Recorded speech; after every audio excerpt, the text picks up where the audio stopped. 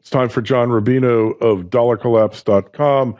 John, we got some questions to answer and some irate people because you confused several Italian names and gave a misleading impression that, I don't know, that the Italian government's unstable?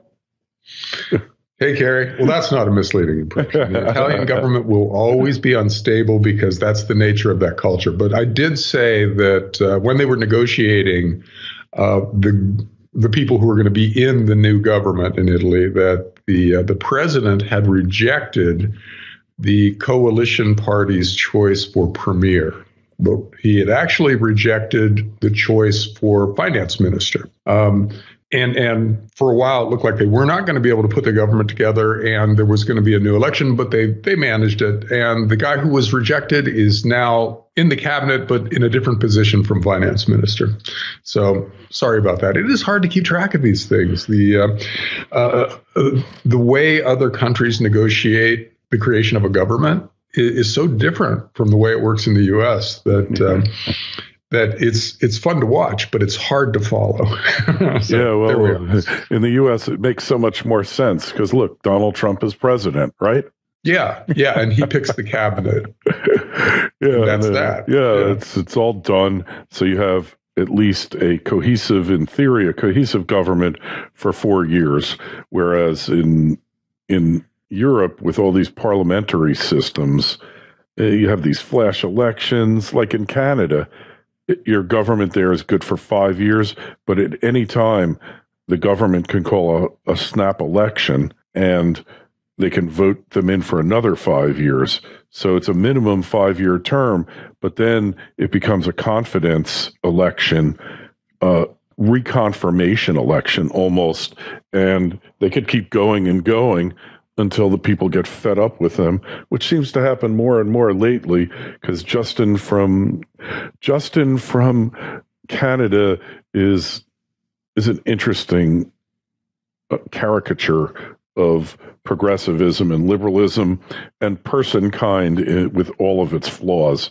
So we got a letter here from Jesse, and Jesse says, love your program. Old Bessie and I listen all the time. Question for John is, understanding the causes of the Great Depression, wealth gap, credit creation, overages, wild-ass speculation, poor central bank decision-making. What are the differences or similarities in the Depression we face that could generate a different outcome for the middle class? Is this time potentially not different? And in what ways? Well, it's probably different, although, a lot of the stuff leading up to it is the same. But back then, gold was money. Money was gold. So you didn't have the potential for a hyperinflation where a country just decides to borrow as much as it needs to and then just finances its ever-increasing debt with newly created currency. You can't do that under a gold standard. You can do it under a fiat currency standard. So that's the big difference. Right now, we have less of a deflation potential out there, although a mountain of debt is very deflationary.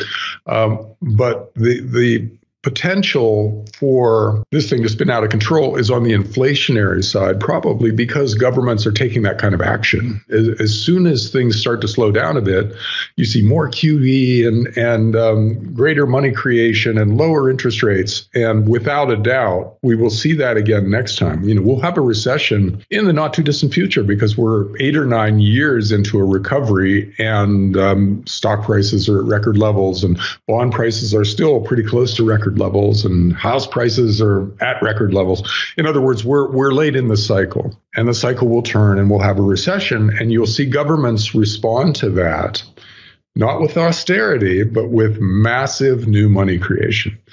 And that creates the conditions in which you have a currency crisis as the relief valve. In other words, if governments are controlling interest rates, which would normally be the way the markets react to massive currency creation, you will see a plunge in the value of the currencies that are being overinflated.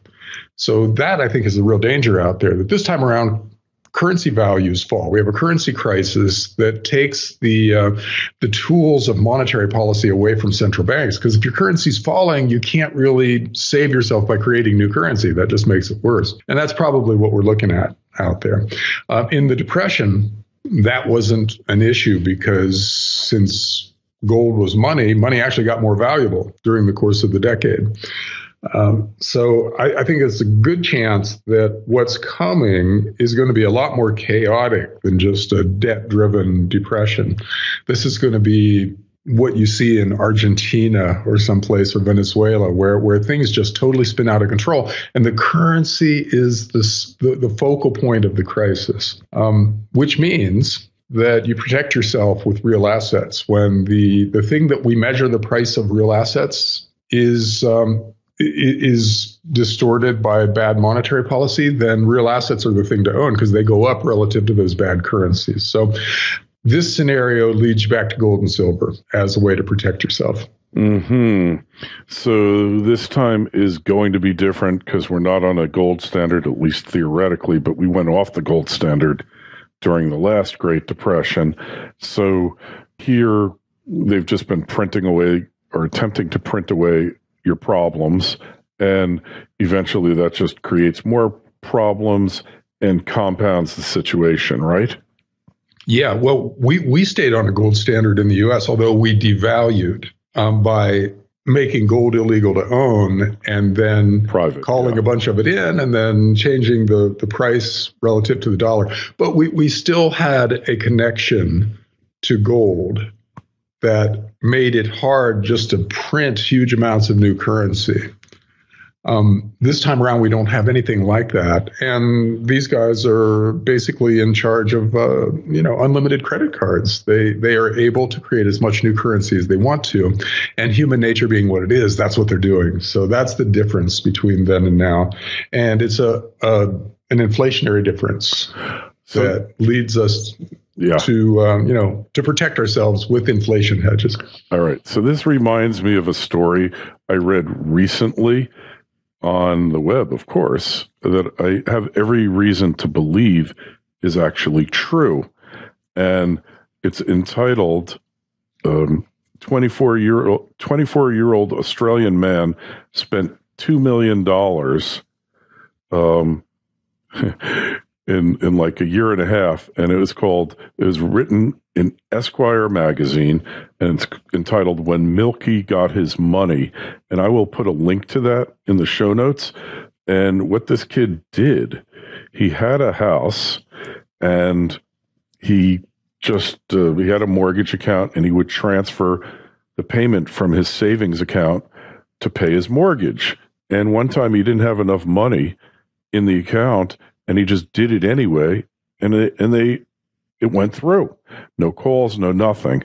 And he said, gee, that's interesting. So he kept doing it, and without boring you with all the details, he found himself, I think this is in Australia, yeah.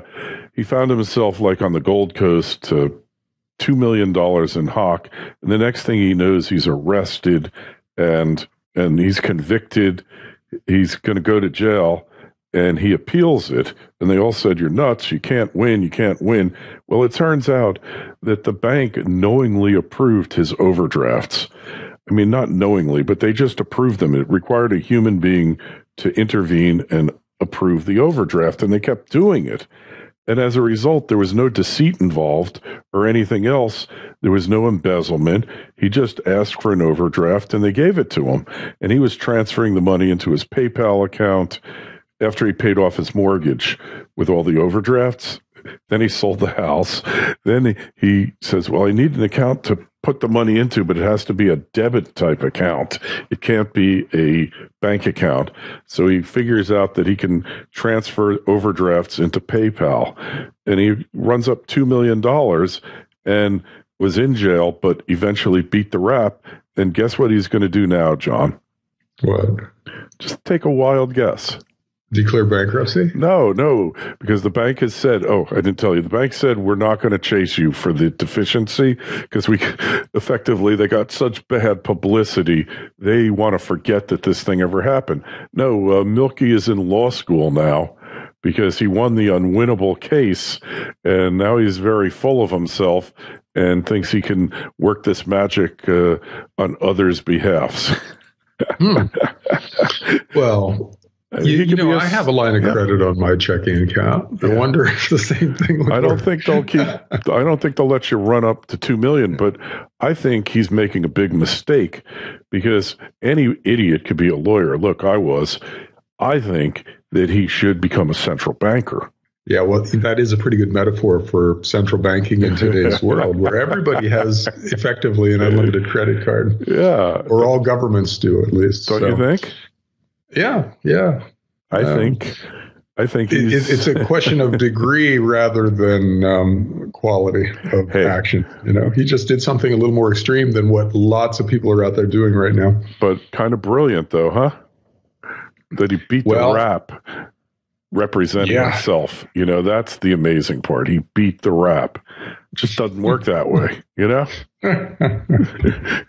So I think the central bankers maybe could learn a little something from Milky too, because the key is he blew through the money.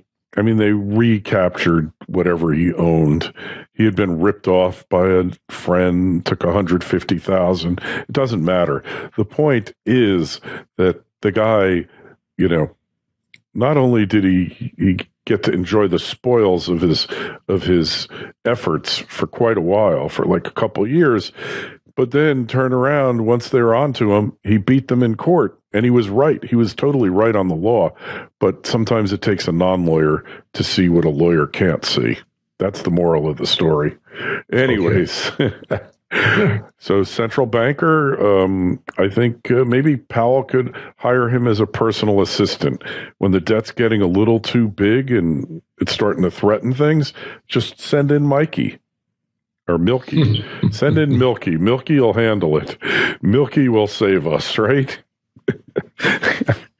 You can't make this stuff up, John, you know, and it's just like our central bankers.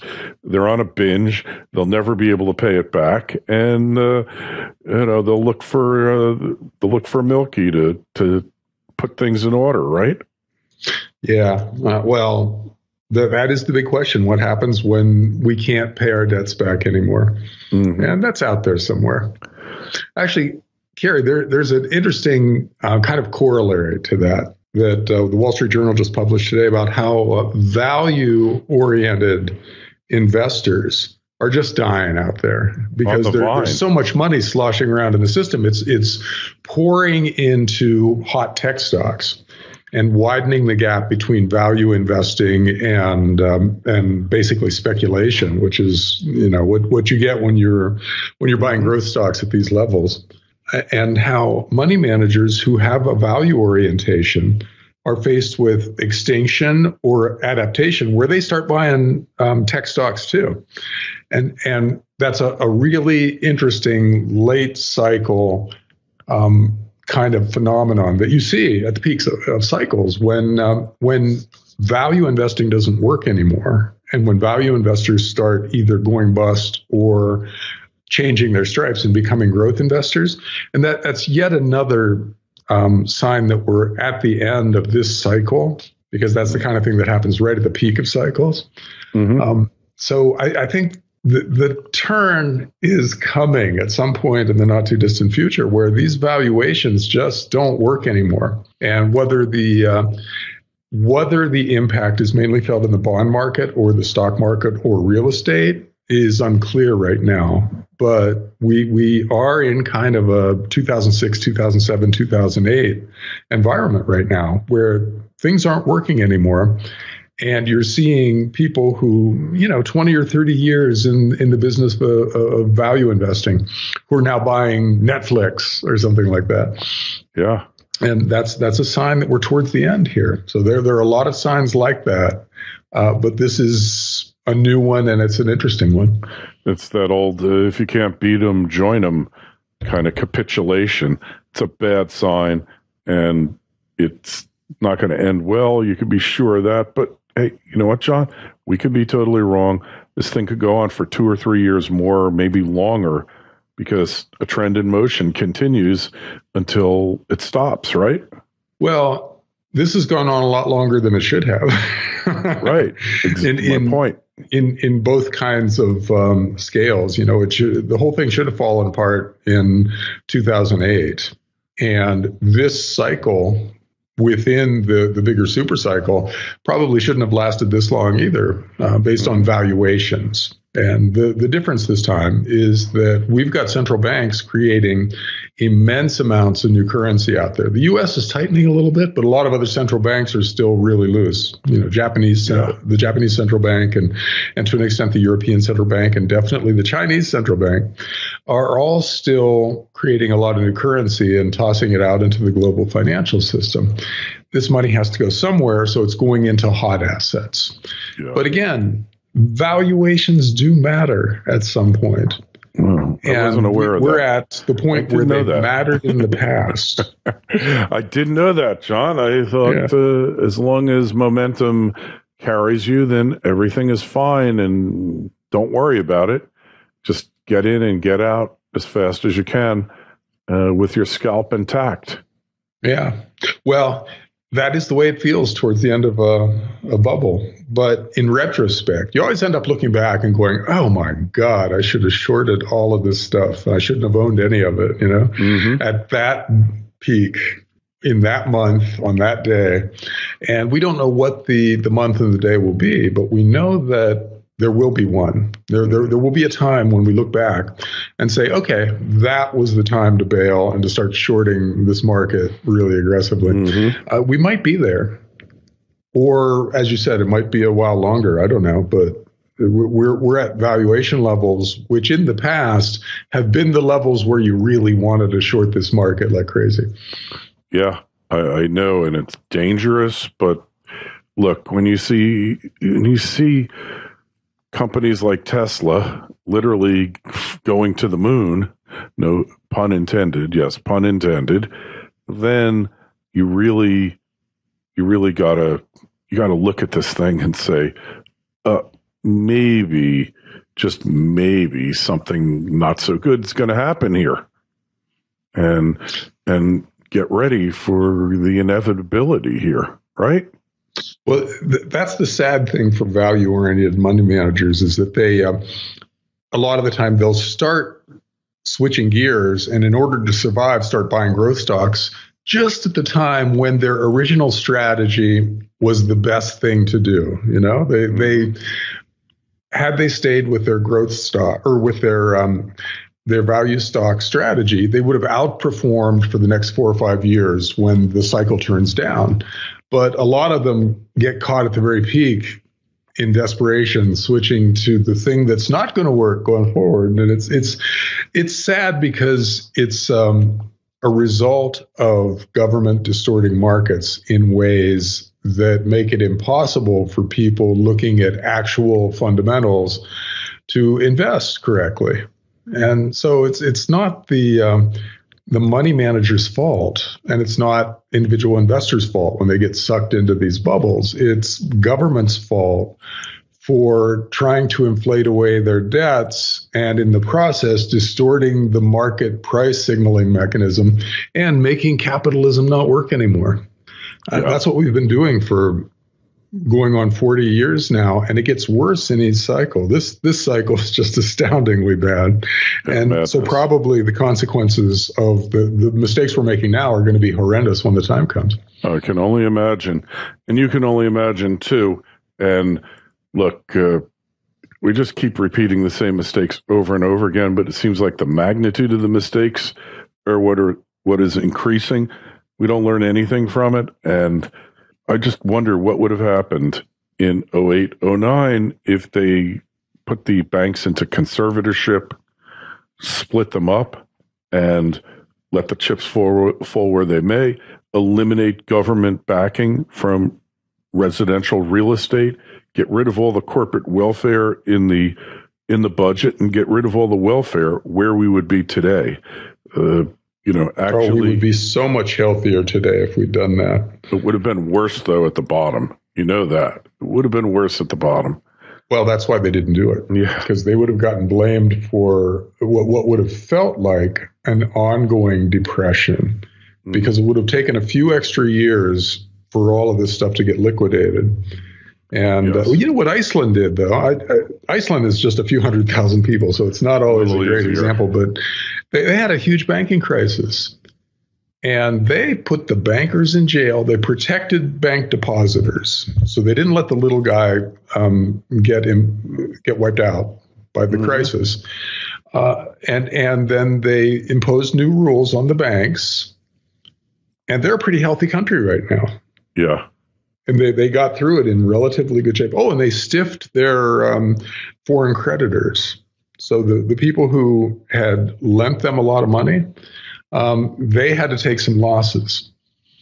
And it worked. So had we done something like Iceland did, we'd be in way better shape now. We wouldn't have doubled our debt or quadrupled our debt, depending on which section of our balance sheet you're looking at. And we wouldn't be facing a crisis which, just based on the numbers, is potentially a lot worse than 2008, 2009. It's frightening. It's really frightening what it could turn into. And it is. I know.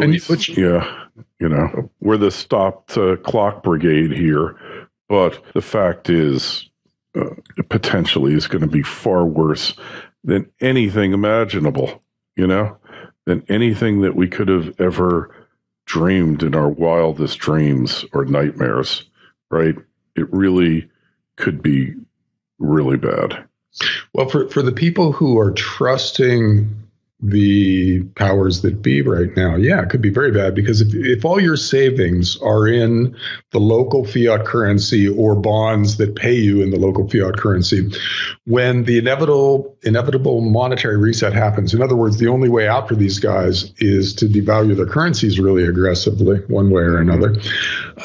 That hurts you. That impoverishes you. So a lifetime of savings evaporates. That's going to be terrible. The people who own real stuff might come through it in reasonably good shape, unless governments decide on some kind of a windfall profits tax, and they want to share the pain by also sharing the benefits accruing to the people who made the right decisions. That we can't know. But looking just at which asset classes will do well versus